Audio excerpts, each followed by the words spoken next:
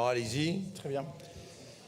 Monsieur le Président, chers collègues, l'amendement proposant la création d'une macro-région atlantique est assurément une très mauvaise idée.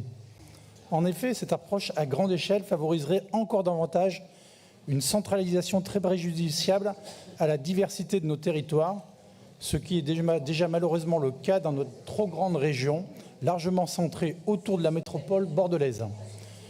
Que deviendraient nos territoires enclavés de l'ex-Limousin dans un tel projet, par exemple?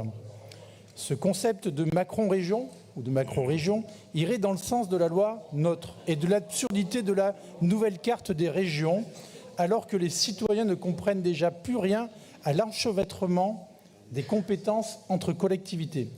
A contrario, il nous faudrait privilégier des solutions locales adaptées à chaque territoire afin de répondre au mieux aux besoins concrets des habitants.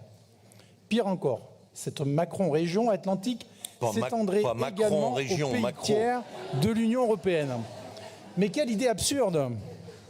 Si notre région a évidemment besoin de coopération avec d'autres collectivités, cela s'est toujours fait naturellement et en bonne intelligence.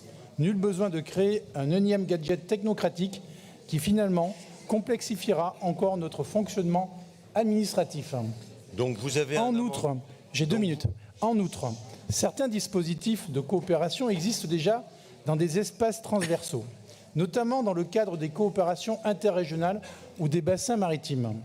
Et on ne voit vraiment pas ce que cet amendement permettrait d'y rajouter, si ce n'est de réaffirmer l'attachement indéfectible du groupe centriste au principe des eurorégions ou du fédéralisme européen.